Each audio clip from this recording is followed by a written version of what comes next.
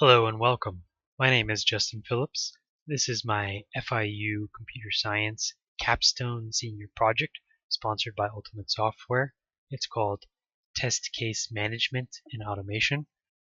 First, I'm going to go quickly over the project requirements, what you'll need up on a development workstation, and what you'll need up on a server to deploy the application, and essentially to install the application. So first on the developer workstation, you'll need Visual Studio 2013 Ultimate, and make sure you do have Ultimate. If you open with a lesser version of Visual Studio, you will lose files such as some of the test cases and also the architecture models. So make sure it's Ultimate. You'll need SQL Management Studio 2012. Optionally, you'll also need SQL Server installed on the developer machine. It's a little faster to access that way, or you could just have it on the server and open up the ports temporarily while you're doing development. But you'll need Management Studio either way to connect to the database. You also need ASP.NET MVC4, which means you also need ASP.NET 4.5 installed. ASP.NET 4.5 you can quickly Google and download from Microsoft's website. ASP.NET MVC 4.0 you can do the same way, or you can use Visual Studio 2013 NuGet Package Manager to install it. So quickly, let's head over to the database, and I will show you how to back up and also how to restore it. So this is SQL Management Studio. I will just go ahead and connect again to this system. It's running locally here on my development workstation. I'm going to use Windows authentication to log in. So I'm logged in, and you can see the database folder here. This is the one we are interested in, and you should see a database called TestFlow if you're on the VM. If you're on your own workstation and you just installed the MS SQL server, you won't see any databases. In that case, you would need to right-click on databases, click the new database option, and then type in TestFlow as your database name, press OK, and you will then see the same view that I have here of the TestFlow database. Now, if you're on the VM and you want to back up what's on there currently and move that to your development workstation, you can do that very easily by right-clicking on the database and going down to Tasks. From there, go to Backup, and a dialog will open with the backup ready to go. Make sure it's a full backup, and it's of the database, and right down here you get your file option. SQL Server is a little funny about file permissions. It doesn't have permissions to access other folders, so one of the easiest ways to get that is just copy this string here. So I pushed add, and then I just copied the string. Then press cancel again. Press OK. This will make a backup. So the backup successfully completed.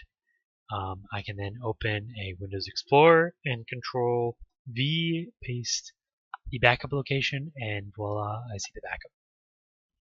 Now, if you're restoring this from a backup from the GitHub project, you can go to the GitHub file system, which is right here, or the GitHub project file folder. Go to the code folder, and you'll see TestFlow back.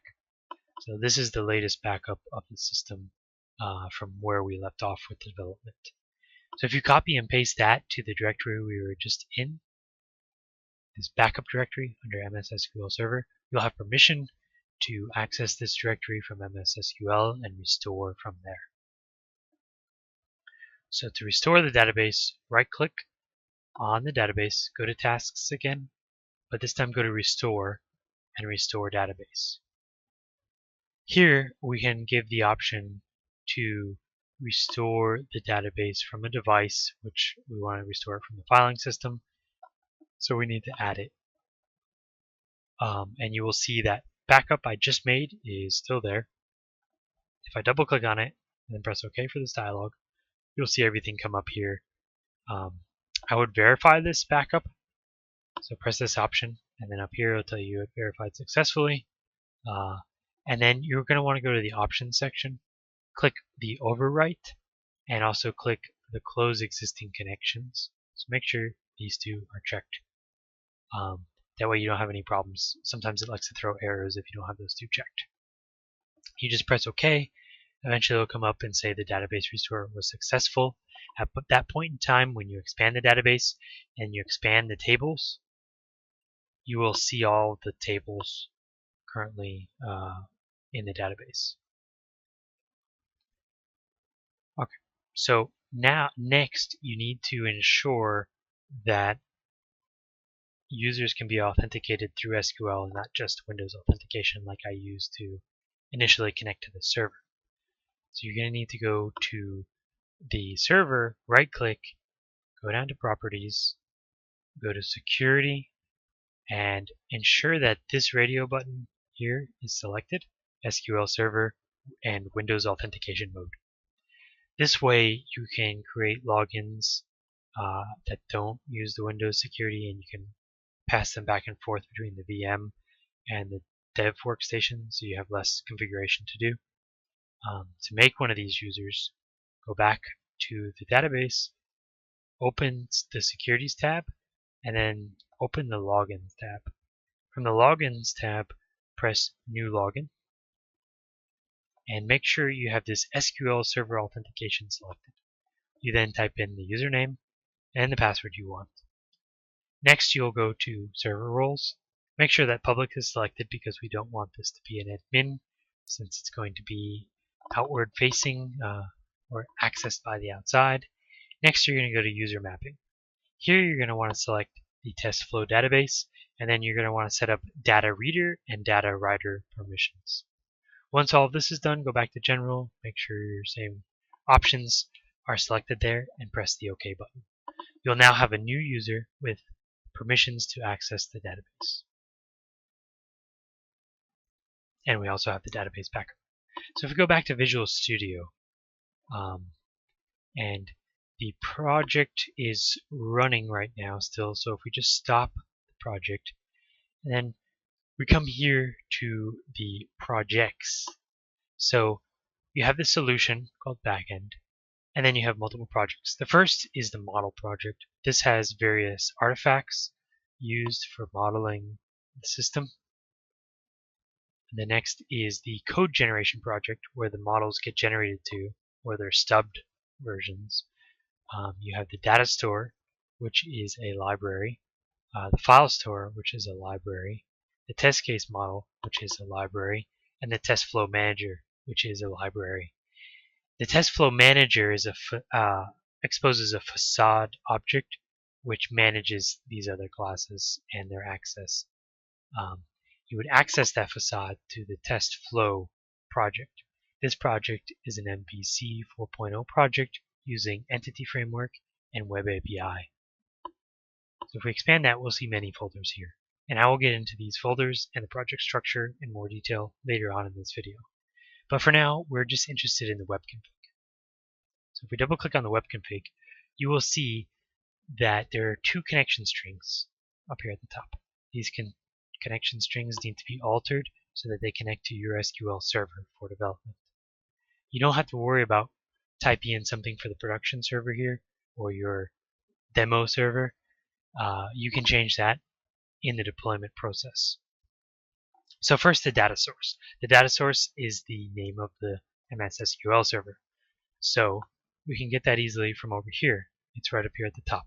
You can see it says Justin-desktop/SQL Express.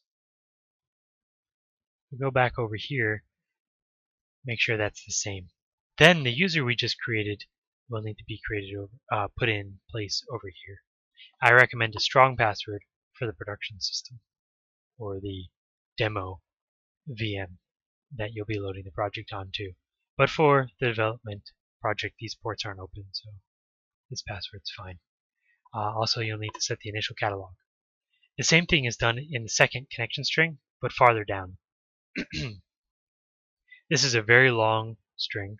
So here you can see the database again, the initial catalog, and the username and password. Once you set those, you'll need to minimize this project and go to the data store project and do something similar, but this time instead of it being the web config, it will be in the app config. So if we double click on the app config, you'll see connection string here. And the same process. It has the same exact pattern. So the server name, the server name, the initial catalog, and the username and password. Now the initial catalog can stay the same if you name the database test flow, which I recommend to alleviate any issues with restoring the database. Once you have this set up, you should be able to just press the play button up here, which will fire up debugging. You have different options. The default project for this entire solution is the test flow, so it's going to build all of the libraries and then fire up the web app. If you have Windows Phone installed, you can pull this up on your a mobile device using different screens. You can do all the different browsers that you have installed. Pick one, start it up, and it will display the project in the browser, like I'm doing now. Looks like I have to click it a second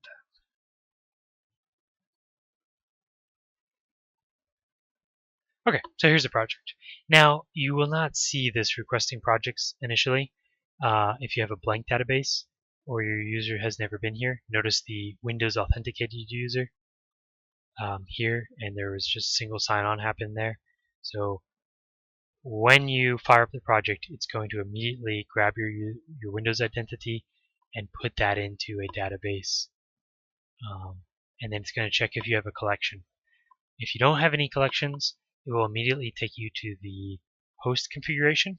And so this should be blank. And you can come over here to create new.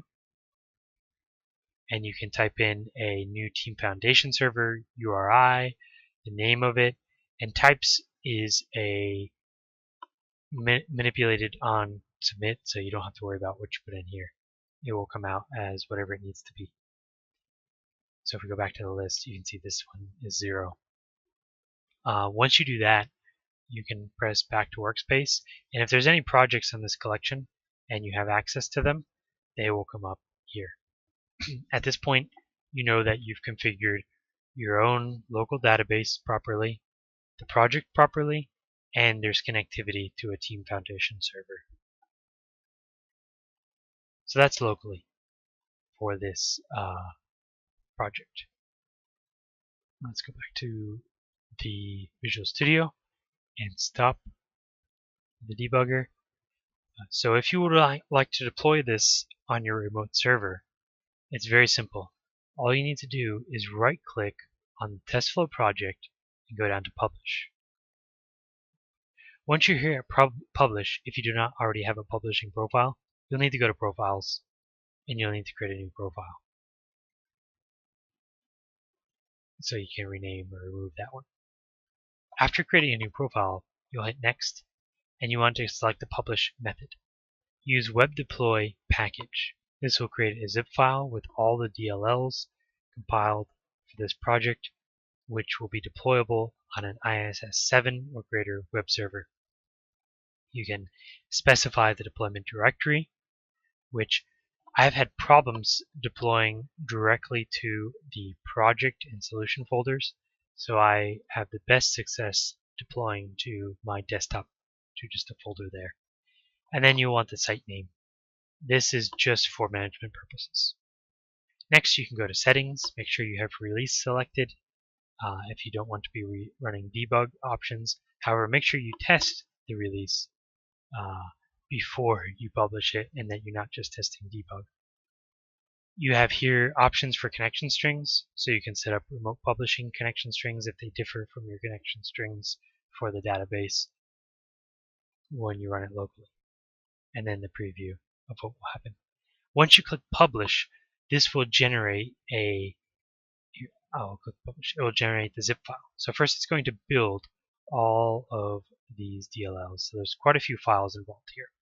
So it succeeded in building.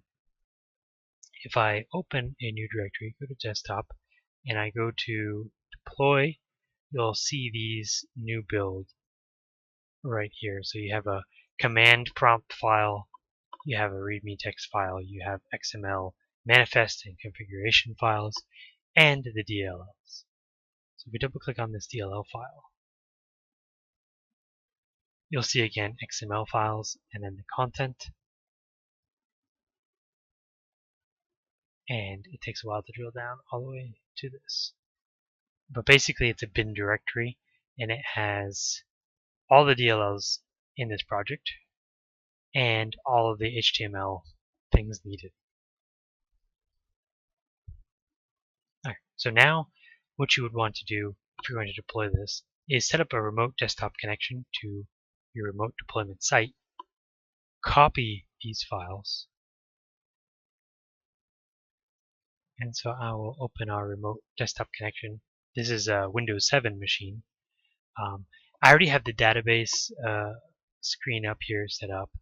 If you want to use restore the database or whatever, you're going to have to do that first before you do this publishing. So on the remote system, you're going to go in and you're going to do the same setup I did on the development workstation for the database. But make sure your password differs here and it's a strong password. So to deploy this project, you're going to first need to copy and paste these folders. So I have a folder here called deployment package where I usually deploy this to, and I can just paste this right in and it's going to paste over. Don't want to do that right now, but you'll see the same files here. So this is on my desktop again. So to actually deploy it, you're going to go to the start button down here, the control panel, administrative tools, and then Internet Information Services, IIS Manager. Double click on that, and I would also recommend pinning it to your taskbar for easy access. So I already have it pinned, so I can unpin it, but pin it down here and you'll have faster access. You're going to want to expand this. You're going to want to expand sites, and then you should see two sites. Now I already have Team Foundation Server installed. It's very easy to set up and install.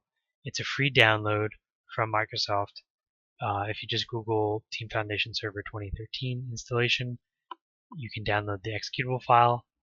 It will have a series of steps that you walk through, and then it will generate the Team Foundation server on your site by default, running under port 8080. So that's very simple to do.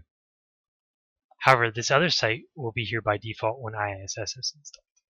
So this is probably the site that you want to deploy to unless you want another port. The first thing you're going to need to do is go to your application pools. Make sure you have at least one of these running 4.0 of the framework, and it has an integrated managed pipeline. So how that would look is if I go to basic settings here, I can pick the framework version and I can pick the managed pipe mode.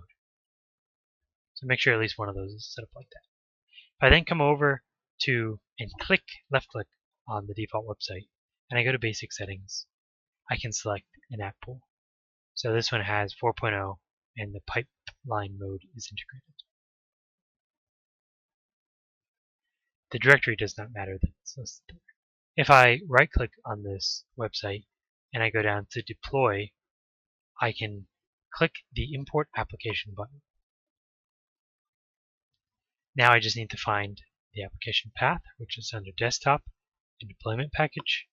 I simply select the zip file.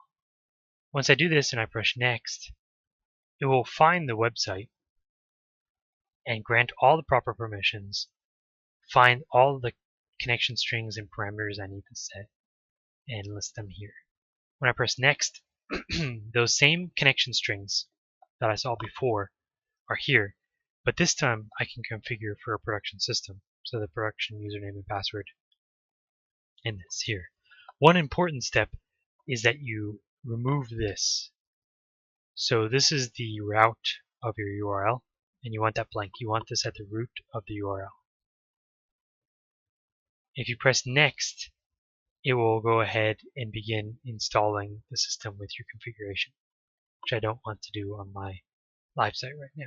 But it will come back and it will say it happened successfully, and it will tell you the number of files. Currently it's 117 files that it copies in, including all the DLLs and everything else. Once that's done, you can go to Internet Explorer or any other browser, type in localhost.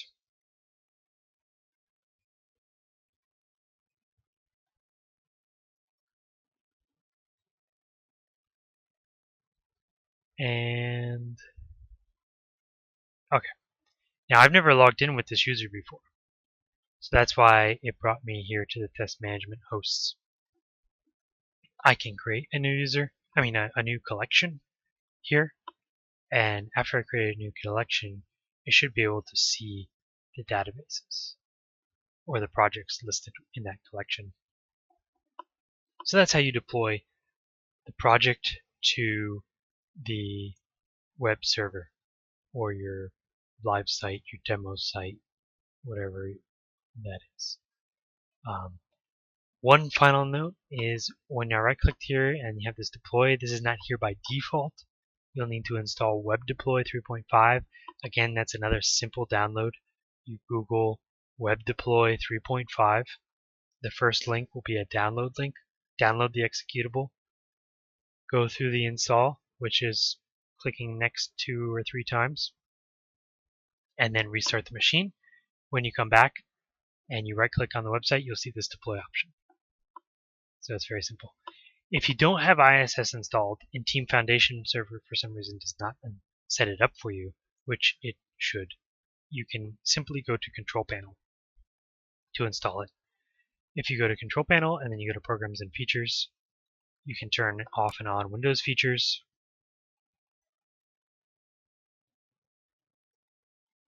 And when it decides to come up, you will have Internet Information Services here. You can select a checkbox on the left. Windows is taking some time, probably a lot of people using the VM host. Okay, so here is Internet Information Services. You can expand this and you can see Web Management Tools and Worldwide Web Services. You want to install both of these. I would just select this box and this box and you'll be good. You push OK, it will download and install ISS 7.0 or 8.0 depending on your version of Windows. Either works fine. Once that's done, you can install Web Deploy and that sort of thing. But as I said earlier, when you download Team Foundation Server, the executable will set up .NET 4.0 for you, and it will also set up IIS, and it will give you this default site all out of the box by just pressing 3 buttons. And that is the server. So I'm going to close the connection to the server and close this, and I'll give you an overview of how to get started with developing for this project. Now first, I would visit the class diagrams listed here. So one of interest is the data store.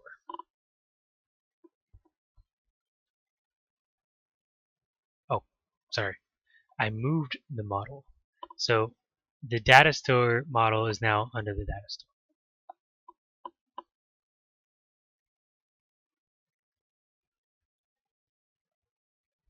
So let me just zoom out here for you.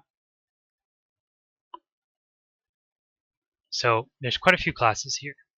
The main class that you'll be dealing with when using other projects in here and accessing the data store is this manager, the data manager facade. This manipulates all of these classes for doing common functions like creating test plans, creating test cases, editing test cases, that sort of thing, synchronizing projects. So if I zoom into this one, you can see it has a host of methods: create step, create suite, create test plan, edit step, edit suite, edit, and then on and so forth. Get projects, get steps. So anything that needs to interface with the database.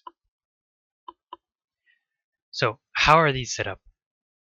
The whole system works with a series of adapters. Each adapter is for the different data store. So the test flow adapter under the adapter section specifically connects to the test flow database. The TFS adapter folder is an adapter which connects to a Team Foundation server. If you want to connect to, say, IBM's ClearQuest, all you need to do is create a new folder, create an object that extends this interface here, iDataStore adapter, and then create a suite of helper objects which are composite-based interfaces, which will help you interact with the various components of a test plan. You can see that here.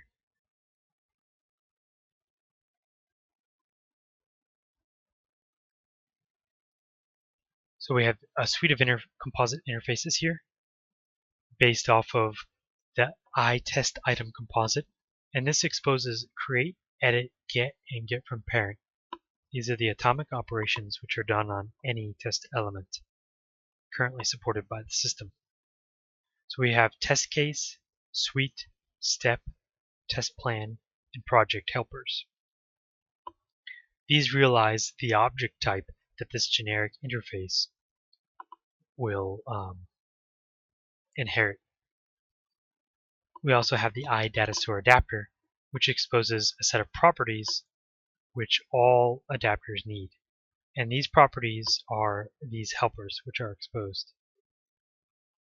So we have the realized, or the actual test flow manager object here, and that inherits from the iDataStore adapter. It implements all the properties, plus a few extra methods needed to initialize the database connection. It also is connected to these helper objects, which inherit from each of these helper objects interfaces. They all expose these 4 atomic methods, as well as additional helper private methods, which support grabbing the information or retrieving the information from the database and giving it back. So that's what an adapter looks like. And the adapter is utilized by the data manager facade. And that's the data store. So if we look at the data manager facade class, you can see it's broken down by object type. So first we have test plans,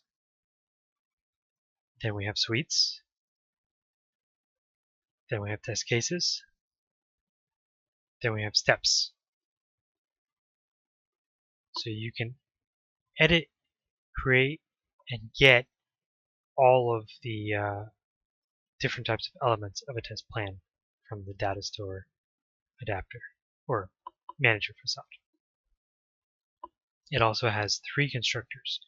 These constructors are primarily used for determining what type of element you're connecting to. So if you're just connected to a test plan, you don't need a test plan's ID yet, or a test case ID or anything else like that. So it depends what you're connecting to here.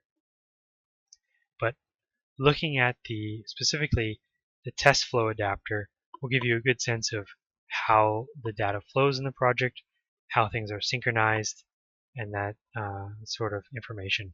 It's a lot less complex than the TFS adapter, which has a lot of proprietary code governed by what TFS requires for manipulating its data. So, and that's pretty much the data store, aside from the configuration store and collection helper. These just generate third-party stores adapters. So whatever initialization you need for your new adapter that you're building, if you're building one, you would do in here.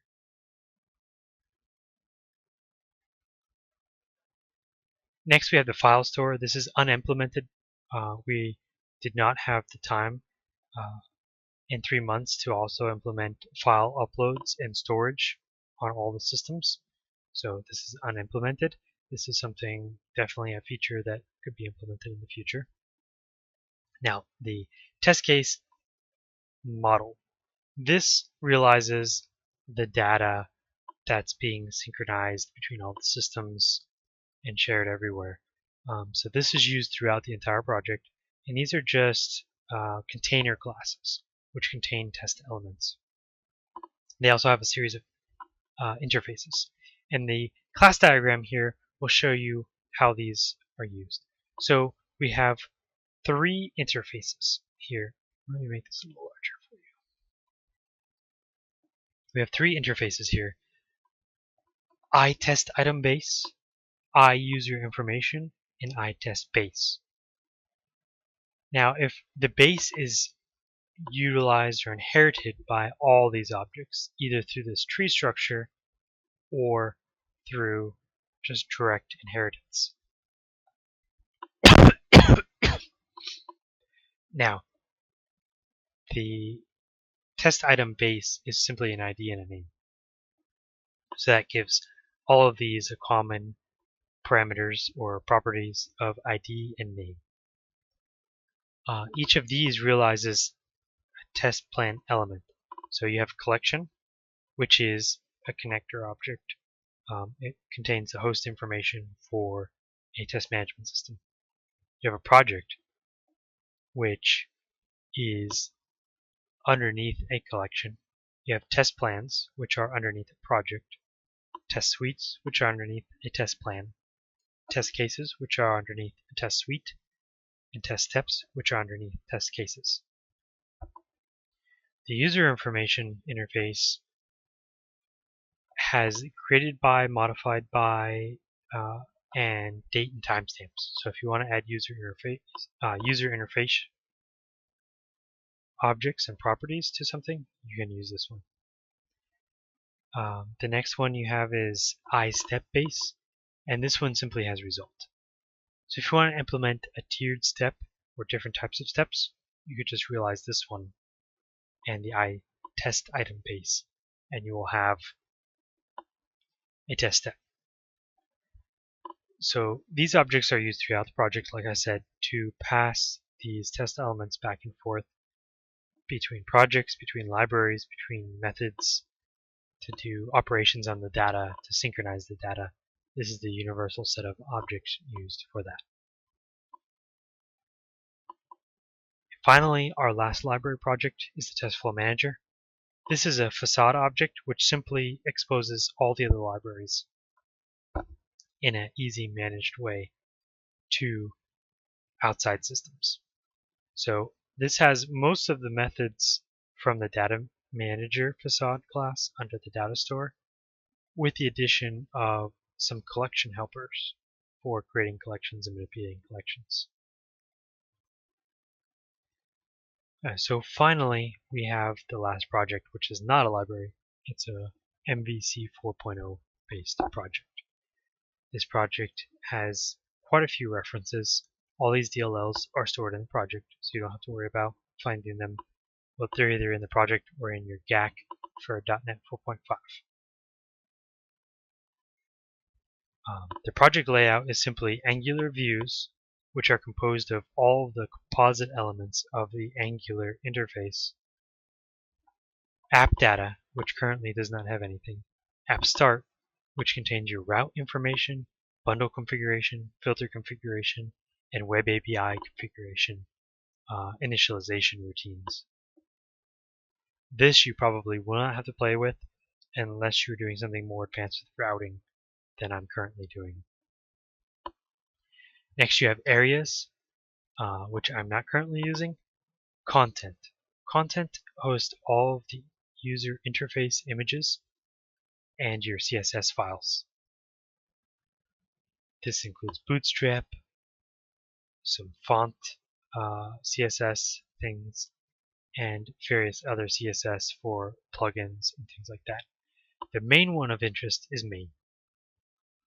Main is generated by Sass, or you can just edit it like this, and it contains all of the CSS that is custom to this project, which is about 752 lines of CSS. Most of it, or almost pretty much all of it, is commented well with information on what the things are, and they're named with easy recognition to know what is what you're editing. So if we close that, we go down to the next folder, we have controllers. This is the meat of the web project, as this has all the controllers both for the user interfaces and for the web services. So some of these are web API controllers, and some of them are just simply user interface controllers. So the user interface controllers are collections and home. Home is a very simple controller which just wires up the Angular interface. So essentially there are two MVC architectures going on here. There's the MVC model view controller in JavaScript on the client browser that's hosted in Angular, and there's the server-side MVC architecture, which is hosted in ASP.NET MVC, and these are the ASP.NET MVC server-side controllers, CS files. So, for instance, if you want to change the way collections are manipulated, the collections page we're on has the index page, the details page, a create page, an edit page, and the functionality that happens on these pages can be modified here. That is how the data is passed back and forth. To see the corresponding view to this controller, you can go down to Views, open this up, and look for Collections. And you can see the corresponding method names and layouts. So if I double click on Create, I'll see a very simple HTML page with some edge scripting where you can expose the model from the controller.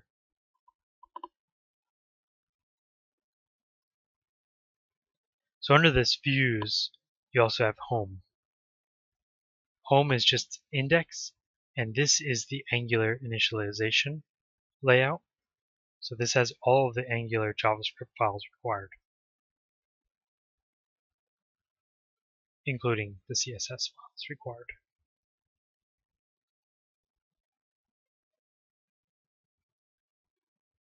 And those are all of the views we're using currently for the server-side MVC project. If I close controllers and I move down to fonts, that's simply user interface fonts. Then we have models. We're not doing anything with models here, as the models are from the data store. So finally, we have scripts. When you initially open scripts, it simply has Bootstrap and jQuery and a few other plugin JavaScript files. If you expand the Angular tab underneath it, it has Angular dependencies. Underneath these Angular dependencies, the code generated in this project is under libs, controllers. So if we open controllers, we'll see the MVC controllers that correlate to the Angular MVC architecture, which is run on the client browser. So the only one in use currently is Workspace. So we have Workspace 1 and Workspace 2. Workspace 2 is the Workspace controller which you see in the introduction to the project where you're manipulating a test plan. This wires up all the event handlers used in the user interface to the test flow JavaScript object and all the keybinds, all that type of stuff. And it's a fairly small JavaScript file, only 500 lines. Now the next file of interest is app. App sets up all of the routes used and all of the dependencies used in this project for Angular. Finally, under libs, we have the test flow object. It's broken up into multiple files. First, you have the test element, which this includes the atomic methods or the base methods needed for TestFlow to work with the front-end model in Angular. So this includes variables, lots of initialization, helper objects for creating different item types and editing item types, a host of things to add children, to remove children, to toggle information, This here is of particular interest. The base helper.getAtomic.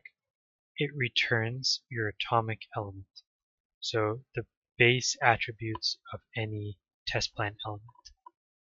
And there's a little bit of documentation here on the right, just telling you a little bit about what each thing represents, each attribute. It also exposes a suite of functions that are in every single object in the test plan. So you can convert things to a test case, to a test step, to a suite from here. Moving down, you have syncing methods for syncing the data. Now this goes in and recursively looks through an entire test plan for anything changed and submits it to the backend system's web services for updating. So there's a lot of recursive calls in here. And then finally, dialogues for error messages and deep cloning services, things like that. So we also have a set of copy and paste functions. Those are in a separate file. We have an initialization file that initializes the test flow object. And we also have the project manager. Project manager is kept separate because it simply deals with projects which are currently read-only in the system. You would create your project in your third-party management system, and then you would manipulate it and maintain it from TestFlow. So going down, you can see all of the various methods here. These simply get the projects, list them, and then get the test plans and list them, and allow you to create a test plan and edit a test plan. Finally, you have loader at the bottom. This is probably one of the most used functions that you will see in the project manager. And this is the loading screen that you see happening between things, where that interesting animation pops up and it tells you what it's doing. So if you call loader, if you create a global object of this object and then call loader, you can give it parameters to have the dialog pop up or that loading screen pop up. And that's pretty much an overview of how this wires up. So good luck, and I hope this video was helpful to you with learning how to install, maintain, and get up to a development platform with the test case management and automation system. Thank you very much for listening.